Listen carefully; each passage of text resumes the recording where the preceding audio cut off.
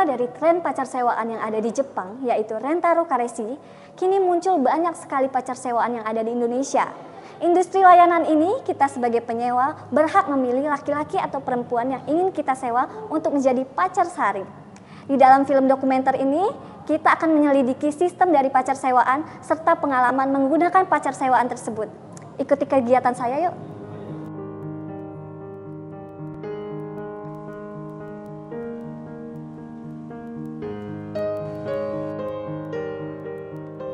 Sepasang perempuan dan laki-laki memainkan peran sebagai kekasih, berkencan dan makan bersama tanpa melakukan hal yang di luar batas. Beberapa perempuan dan laki-laki usia 18-25 tahun diwawancarai tentang pengalaman mereka menjual jasa menjadi pacar sewaan. Awalnya mereka mengajukan diri untuk masuk ke agensi yang menyediakan jasa pacar sewaan melalui aplikasi Instagram untuk menambah penghasilan.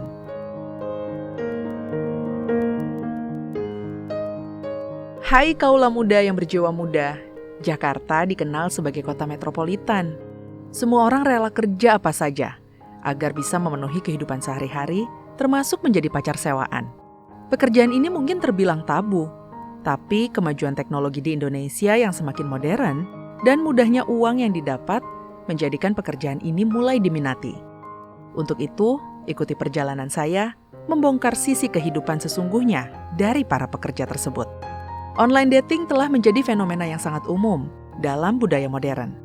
Ini adalah salah satu cara yang efektif bagi banyak orang untuk bertemu dan berinteraksi dengan potensi pasangan romantis melalui platform daring.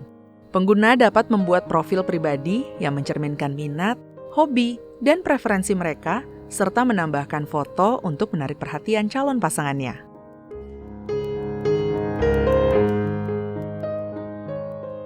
Di sebuah sudut kafe, terlihat seorang pria muda dari aplikasi Pinjem Doi, duduk di meja dengan secangkir kopi di depannya. Klien yang sudah memesan pria tersebut masuk ke kafe dan melihat-lihat, mencari seseorang, dan matanya langsung melihat ke sudut kafe tempat orang itu duduk. Mereka bertukar senyum, dan klien menghampiri meja tersebut, kemudian saling berjabat tangan. Pria dan wanita yang ada di meja tersebut mulai berbincang. Mereka melanjutkan percakapan, tertawa, dan berbagi cerita tentang hobi, minat, dan pengalaman hidup mereka. Suasana kafe terasa hangat dan ramah, dengan pelanggan lain yang terlihat menikmati waktu mereka. Lalu di sela-sela perbincangan hangat, dimulailah wawancara terkait pekerjaan unik ini, menjadi pacar sewaan. Udah berapa lama sih lo gabung di layanan pacar sewaan ini? Sekitar 1 tahun kurang mungkin. Kenapa lo pilih pekerjaan ini? Kan masih banyak tuh pekerjaan yang lain. Karena pekerjaan ini cukup gampang, bukan gampang sih, lebih ke freelance kan nih pekerjaannya. Jadi bisa tolak atau terima. Jadi kalau misalnya ada pekerjaan gitu, dan tidak mengganggu kuliah sih. Benar-benar.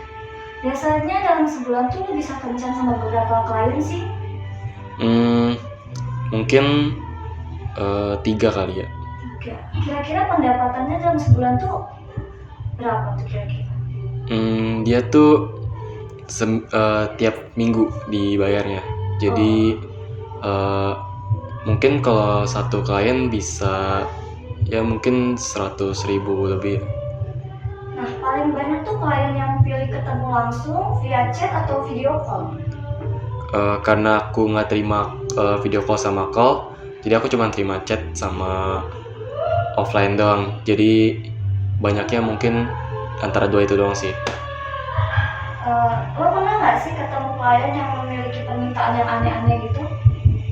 Sejauh ini sih belum ada ya. Oke. Ada nggak klien yang nyewa lo bisa lebih dari 1 kali? Ada 3 kali. 3 kali.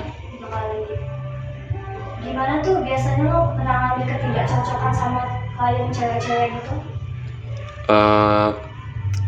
Lebih ke, kan aku juga lumayan bisa lah ngobrol sama semua orang. Dan kalau ketemu klien misalnya kayak dia suka nutup topik pembicaraan nih, ya udah aku yang mulai topik pembicaraan. Oke. Gimana kalau lo memastikan keselamatan lo saat bertemu dengan klien lo? Ini kan selalu dilaporin ke admin ya, kayak kemana-mana dan laporin jam berapa OTW gitu. Nah dari adminnya sendiri pasti tau lah kalau akunya kenapa-napa gitu. Nih, ada nggak sih pengalaman yang jelek atau pengalaman bagus yang pernah terjadi selama lo ngelakuin pekerjaan ini? Kalau pengalaman bagus mungkin kayak pergi-pergi kan selalu itu pengalaman yang bagus lah. Nah kalau pengalaman yang buruk ya mungkin kayak ya mungkin yang nutup topik pembicaraan tadi kliennya. Selama ngelakuin pekerjaan ini pernah nggak lo suka beneran sama salah satu klien lo? Atau beneran pacaran gitu? Nggak pernah sih. Oh nggak pernah ya? Iya. Nih, terakhir, apakah keluarga atau teman-teman lo tahu lo kerja sebagai pacar sewaan ini? Sebagian teman-teman aku yang dekat tahu dan orang tua juga tahu. Oke, terima kasih ya. Yap.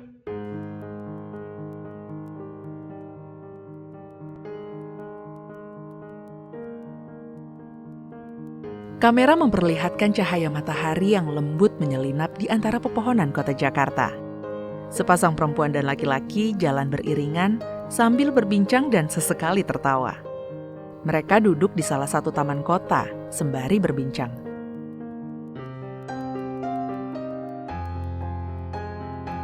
Kamera melambat saat mereka tengah berbincang dan tertawa, menandai akhir yang sempurna untuk kencan mereka. Sebuah jalan di kota Jakarta dengan kendaraan yang berlalu lalang, cahaya senja yang memerah mewarnai langit, menciptakan siluet gedung-gedung pencakar langit di sepanjang jalan kota Jakarta. Suara gemuruh lalu lintas masih terdengar samar di kejauhan. Apakah Anda tahu ada aplikasi pacar sewa? Tidak tahu, Dok. Jasa menyewa pacar sih nggak pernah ya, tapi kalau dating apps-nya sih tahu, cuman kalau untuk aplikasi yang sewa pacar nggak pernah sih. Saya taunya yang biasa ini, nyewa-nyewa yang lain, bukan nyewa pacar. Pernah dengar sih. Apakah Anda pernah menggunakan layanan jasa tersebut? Enggak, karena enggak berminat juga. Oh, tentu tidak, haram. Belum dong, karena saya belum pernah tahu kalau ada aplikasi apa jasa sewa itu. Yang mana nih jasa menyewa pacar? Oh, belum pernah sih, karena belum tahu juga. Gimana nih pendapatnya tentang pekerjaan jasa menyewa pacar? Sebenarnya sih plus minus ya, positif negatif lah ya. Kalau misalnya dari sisi positifnya mungkin bagi mereka-mereka yang single ataupun jomblo gitu kan, mungkin kan ini jadi salah satu solusi gitu untuk nemenin ya, hanya sekedar misalnya ngopi di kafe atau nemenin mungkin ketika resepsi pernikahan gitu sebagai pendamping gitu, itu positifnya. Cuma negatifnya kadang bisa dijadi salah gunakan gitu kan aplikasi tersebut, itu sih sebenarnya. Di zaman sekarang ini memungkinkan ya, karena dengan online mereka bisa mendapatkan koneksi baru, kenalan baru, bisa jadi juga jadi pacar cewaan. Ya menurut gue sih emang enggak, ya gimana ya, pro kontra sih sebenarnya, cuman kalau bisa jangan, masih ada cara lain lah. Mungkin untuk sebagian orang yang memang perlu dan kepepet itu sangat berguna ya. Cuman untuk orang-orang yang tidak tertarik kayaknya kurang bermanfaat aja sih.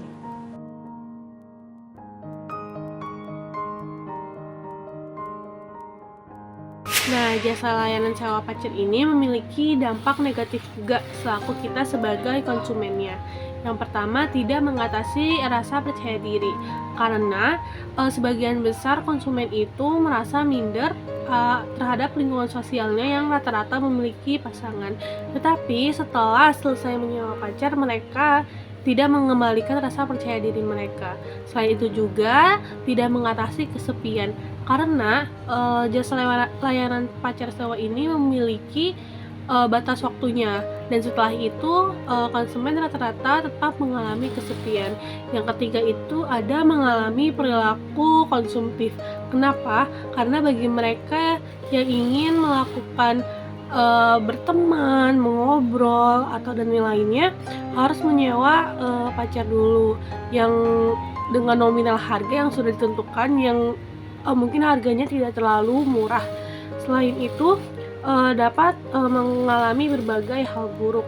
Contohnya apabila kita sebagai konsumen tertarik secara emosional dan itu akan mengalami emosional mental kita sedikit terganggu karena untuk mereka itu hanya sebatas pekerjaan, tapi kita sebagai konsumen kita memiliki ketertarikan secara emosional terhadap orang yang kita sewa. Halo, di sini aku mau ceritain sedikit tentang pengalaman aku kemarin yang sempet ngebooking jasa sewa pacar. Menurut aku so far cukup aman ya, karena kita sebagai klien tuh harus menyerahkan kartu tanda penduduk.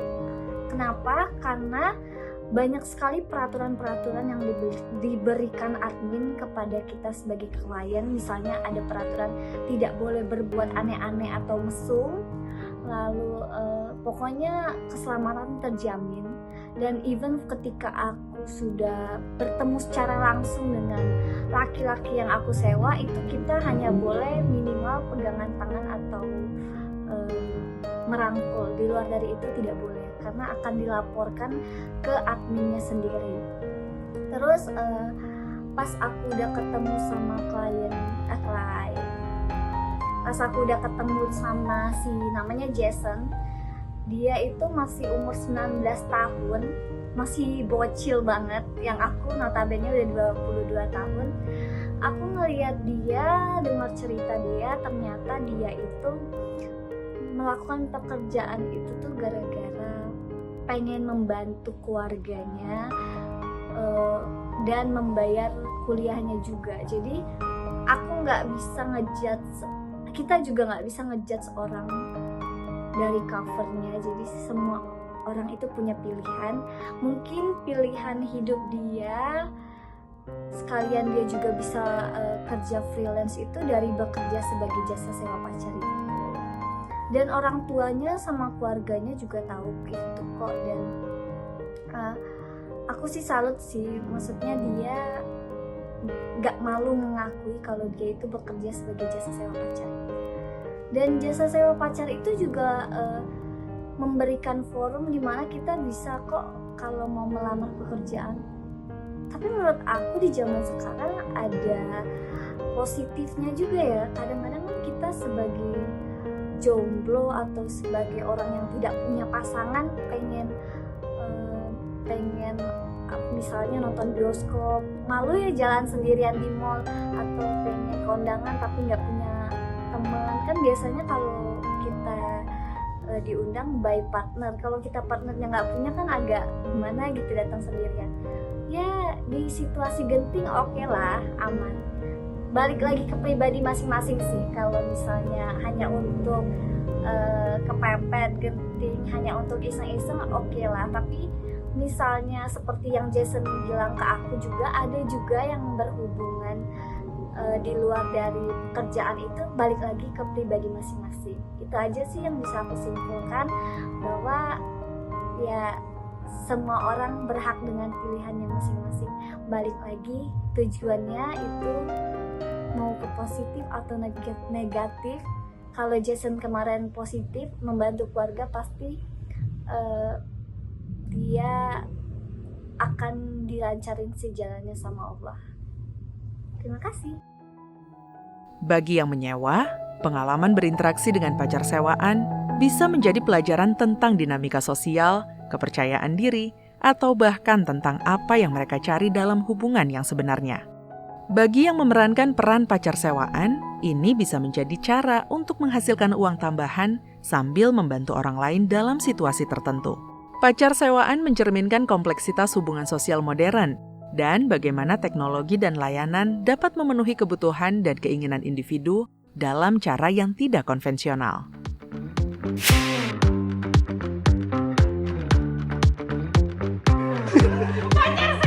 Jangan ngomong.